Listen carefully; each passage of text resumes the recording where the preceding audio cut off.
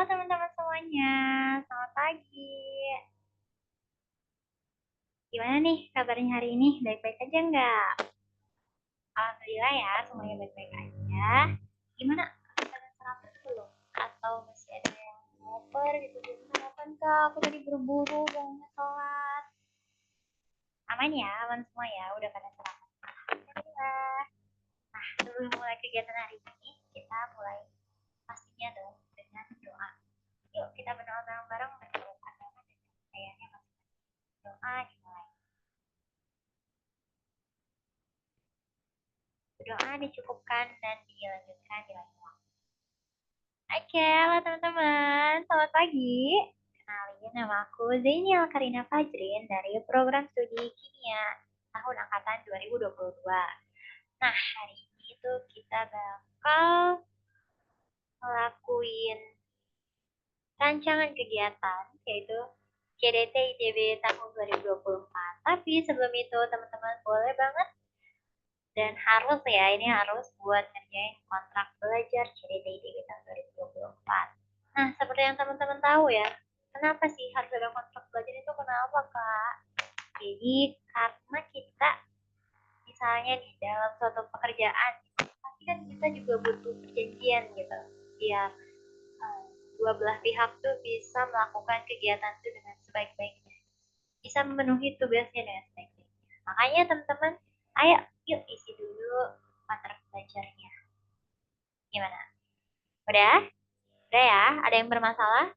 Atau ada yang butuh hotspot gitu? Udah aman semuanya? Oke, kakak kasih waktu kalian buat isi dulu ya. Nah, udah. Yuk, kita lanjut. Sebenarnya CDT itu apa sih, Kak? CDT itu merupakan singkatan dari Character Development Training. CDT itu bakal membawakan tiga karakter. Yang pertama itu ada karakter adaptif, kedua ada karakter integritas, dan yang ketiga itu adalah karakter rendah hati. Jadi tiga karakter ITB itu disingkat ya, jadi karakter air.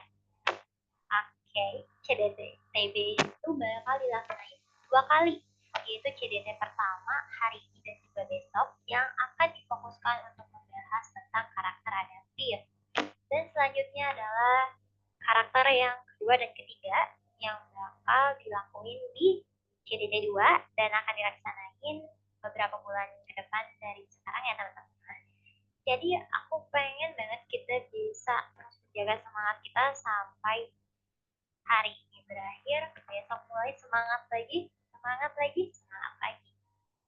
Teman-teman masih baru di sini pastinya harus masih semangat. Oke?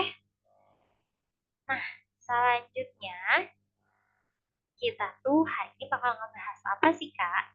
Kita bakal ngebahas tentang adaptive dan college adjustment. Tapi sebelum kita ngebahas lebih jauh dan lebih lanjut, ya teman-teman buat kelompok dulu. Jadi di sini teman-teman bakal ngebuat 8 kelompok ya. Yuk bisa berhitung dari 1 sampai 8. Buat kelompok satu mana nih? Orang-orang kelompok satu bisa pindah tempat duduknya di sebelah sini ya. Dan yang terakhir kelompok 8 nih paling terakhir bisa duduknya di sebelah sini. Oke, di sini kakak bakal kasih waktu kalian selama 2 menit buat kalian perkenalan dan menentukan nama kelompok kalian. Oke, waktunya dimulai dari sekarang. Gimana nih kelompok satu nama kelompoknya apa? Oke, dan kelompok 8 nama kelompoknya? Oke, tapi sebelum kita lanjut ke pematerian, yuk kita nonton video dulu. Nah, ini ya videonya. Gimana ya teman-teman, ada yang ngerasa relate gak sih? Pasti teman-teman relate kan sama video di sini. Ada yang udah nggak sabar pengen berpendapat? Oke, tapi kita tahan dulu ya teman-teman. Karena kita bakal main games dulu. Kita bakal main games Find the Difference. Waduh, apa nih? Gamesnya gimana sih, Kak? Oke, ini kan teman-teman udah dibagi jadi 8 kelompok ya. Kakak tuh punya kelas, ini ada isinya 5 topik. Nah, dari judulnya aja udah membahas tentang difference, perbedaan. Oke, jadi di sini tugas teman-teman adalah menemukan perbedaan. antara selama kalian di SMA dan juga kalian memasuki perkuliahan perguruan tinggi ini ya. Nah, di situ bakal ada 5 topik, yaitu metode belajar, terus gaya berpakaian, dan macam-macam ya. Nanti jadi kakak bakal kasih satu satu orang, nanti kalian bakal ambil. Nah, kertas yang kalian ambil tuh nanti bakal kalian diskusiin ke teman-temannya. Gimana? Aman? Nah, selanjutnya kalian bakal dikasih waktu nanti 10 menit ya. Terus gimana? Ada yang sampai sini masih ada yang bingung dan masih mau nanya? Oke, udah aman ya. Terus ini sticky notes-nya buat apa sih, Kak? Sticky notes-nya tuh nanti kalian bakal tulis nih kesimpulan dari perbedaan yang kalian dapetin, bakal ditulis di sticky notes ini. Oke? Waktunya 10 menit dimulai dari sekarang.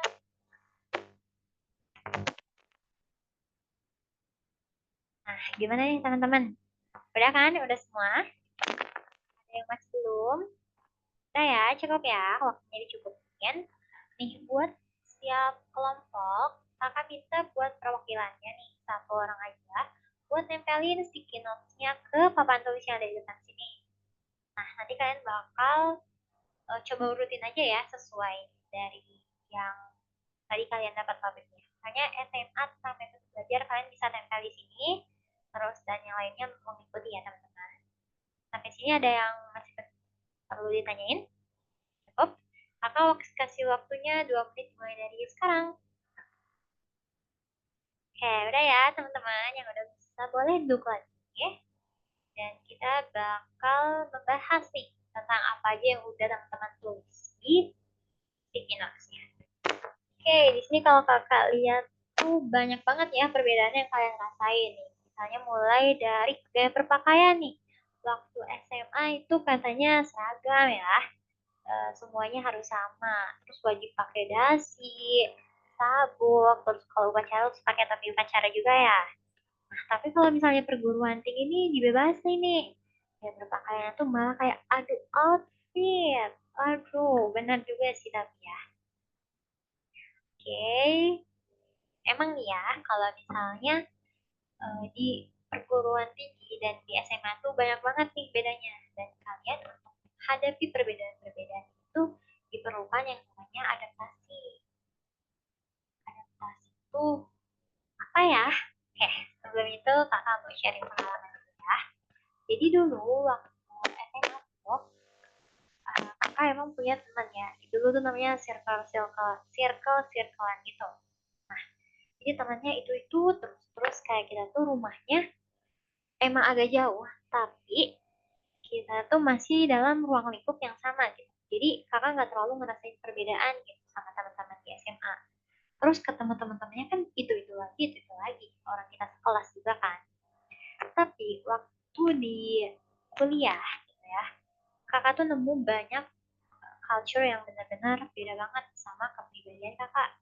Misalnya orang Sunda nih ya, kakak kan dari Sunda juga.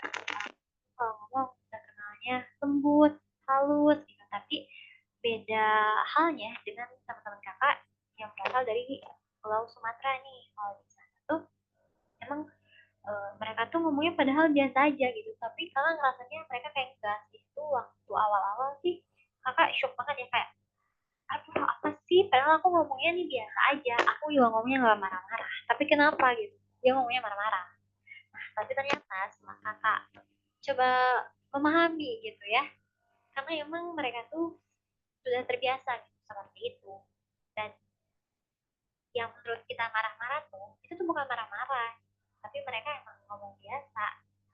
Jadi emang ada perbedaan yang benar-benar bikin kakak shock, tapi karena kita harus menyesuaikan diri nih sama teman baru, makanya kakak tuh mulai paham, mulai mengerti nih kalau misalnya oh iya ini cukup nih dengan kayak gini tuh dia tuh sebenarnya nggak marah loh, dia tuh malah mencoba bersikap baik.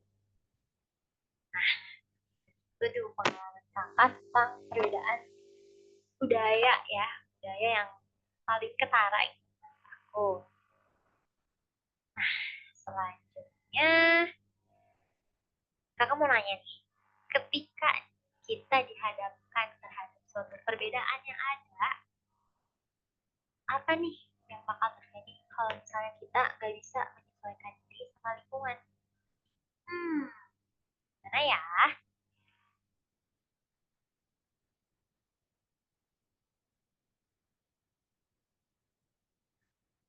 Tapi kakak mau, tadi kan udah mention juga ya tentang ada menyesuaikan diri dengan lingkungan. Apa sih menyesuaikan diri dengan lingkungan? Itu merupakan suatu konsep yang namanya adaptif. Adaptif itu suatu fleksibilitas perubahan dalam tingkah laku yang perlu dilakukan untuk memenuhi kebutuhan dan memenuhi tuntutan yang timbul dari lingkungan. Fleksibilitas perubahan dalam tingkah laku itu kemampuan kita untuk menyesuaikan diri, tingkah laku kita, cara berpakaian, dan lain sebagainya terhadap tuntutan-tuntutan yang ada di lingkungan baru. Kayak misalnya nih, kakak tuh kan baru ya dari SMA waktu dulu. Terus kakak mau masuk ke perguruan tinggi. Di sana tuh banyak banget tuntutannya. Kayak misalnya kita harus bisa lebih mandiri, kita harus berpakaiannya tuh dibebaskan. Itu banyak banget kan tuntutan. Nah, kakak sebagai orang tua itu harus bisa nih memenuhi tuntutan-tuntutan tersebut. Kayak kakak berangkatnya lebih pagi, juga belajar dulu nih sebelum kita mulai perkuliahan. Nah, kakak tuh harus bisa menyesuaikan diri gitu dari yang dulu SMA gak ngelakuin itu jadi pas kuliah tuh ngelakuin itu. Nah, biar kalian bisa lebih kebayang tentang konsep adaptif ini, yuk kita nonton video lagi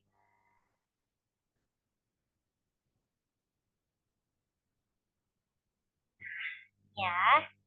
Oke, saatnya kita berdiskusi. Jadi, pembahasan kali ini kita bakal menjawab pertanyaan kakak yang tadi, yaitu apa sih yang bakal terjadi kalau misalnya kita nggak bisa menyesuaikan diri dengan lingkungan kita yang baru. Yang terjadinya pastinya kita bakal stres, kita juga bakal ngerasain gak karuan ya teman-teman. Kita tuh nggak nyaman, ngerasain insecure gitu di lingkungan baru. Padahal ini tuh merupakan hal-hal yang kurang baik. Kenapa? Karena kalau kita nggak bisa menyesuaikan diri dengan lingkungan, kita tuh sulit untuk bertahan di lingkungan tersebut dan akhirnya kita merasa insecure, kita merasa nggak aman, dan pada akhirnya kita memutuskan buat berhenti dan kita memilih untuk mencari lingkungan baru yang padahal di perguruan tinggi di sini itu memang punya nilai-nilai dan budaya yang berbeda tiap kampus dan kalian pasti harus menyesuaikan diri sama lingkungan baru. Kita nggak bisa meminta perguruan tinggi itu untuk masuk ke nilai-nilai yang kita punya. Tapi karena kita memasuki institut baru, kita memasuki daerah baru, kita nih sebagai pendatang baru yang harus menyesuaikan diri dengan lingkungan baru dong. Makanya kesimpulan yang bisa kita dapat dari video tadi, terus dari pengalaman kakak yang udah dapat, dan sharing ke kalian adalah ketika kita nih dihadapkan pada sebuah situasi, keadaan yang berbeda, keadaan yang tidak sama seperti yang sebelumnya kita lalui, kita hadapi, kita ini harus bisa menyadari apakah kita bisa melakukan cara yang sama atau perlu cari cara yang baru untuk menghadapi tuntutan sesuai dengan situasi yang dihadapi. Kayak misalnya teman-teman, waktu SMA tuh kita bisa SKS kan, tapi waktu kuliah nih susah. Aduh maaf ya, waktu kuliah tuh kita susah dan sulit untuk melakukan hal yang sama. Kita nggak bisa SKS lagi, kita harus belajar ya. Buat minggu sebelumnya tuh kita emang harus sudah prepare kemudiannya. Di situ kan ada kesadaran ya dari kita, apakah masih bisa nih cara SKS, ternyata nggak bisa. Makanya kita perlu cari cara baru.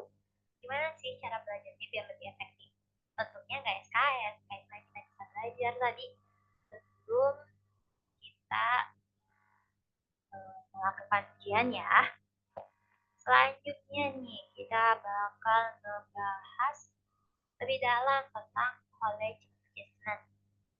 Jadi sebenarnya kakak mau mention dulu ya teman-teman, kalau college adjustment itu sangat luas banget cakupannya. Tapi dari namanya college adjustment, yaitu mengenai tentang perguruan tinggi gitu ya. Apa sih yang harus kita lalui? Jadi college adjustment itu merupakan kemampuan suatu individu untuk mampu menyesuaikan diri dengan tuntutan yang ada, kayak tuntutan akademis, sosial, pribadi, nasional, dan juga institusi. Nah, tuntutan-tuntutan ini tuh berkaitan satu sama lainnya, teman-teman. Jadi kita nggak bisa cuma menyesuaikan diri dari aspek akademisnya aja, karena kita pasti bakal kewalahan gitu menghadapi sosial, pribadi, emosional, dan institusi. Makanya kita harus seimbang ya. Semuanya itu harus bisa diseimbangkan. Semuanya harus bisa dilalui. Nah, kalian sebenarnya mau tahu nggak sih kalau misalnya menurut penelitian tuh ada sebanyak 60% mahasiswa yang meninggalkan perguruan tinggi pada tahun pertama kuliah. Hal ini disebabkan oleh beberapa faktor. Faktor utamanya itu adalah faktor kegagalan mereka dalam beradaptasi dengan lingkungannya. Adaptasi itu sebenarnya apa? Adaptasi itu suatu kemampuan, suatu karakter untuk bisa bertahan di lingkungan yang baru. Kalau misalnya teman-teman mau tahu juga nih ya, sebenarnya waktu tahun pertama kalian di ITB maupun di perguruan tinggi lain itu merupakan suatu periode kritis. Kenapa? Karena kalian pasti bakal menemukan banyak tantangan baru, banyak perbedaan baru.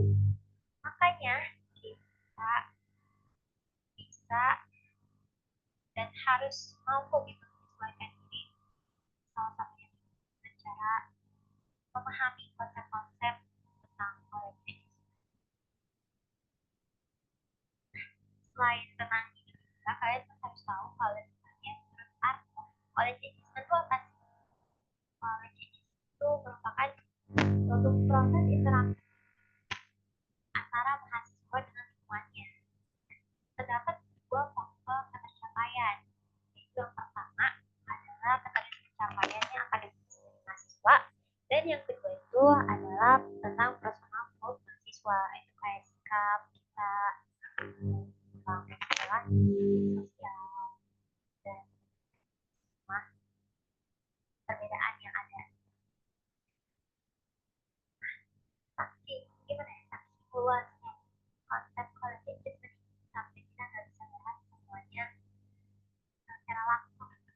Tapi ada beberapa aspek tentang kolektif yang bakal kita bahas, kayak poin-poin yang bakal kita bahas selama kita, yaitu ada konsep dan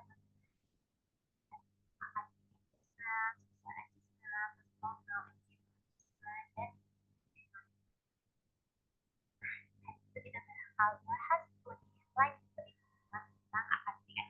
Jadi pasti bakal sangat relate. Aku harap teman-teman bisa lebih semangat lagi ya. Kita tagline dulu ya teman-teman. Yuk kita tagline dulu, berdiri-berdiri semuanya. Ya, siap.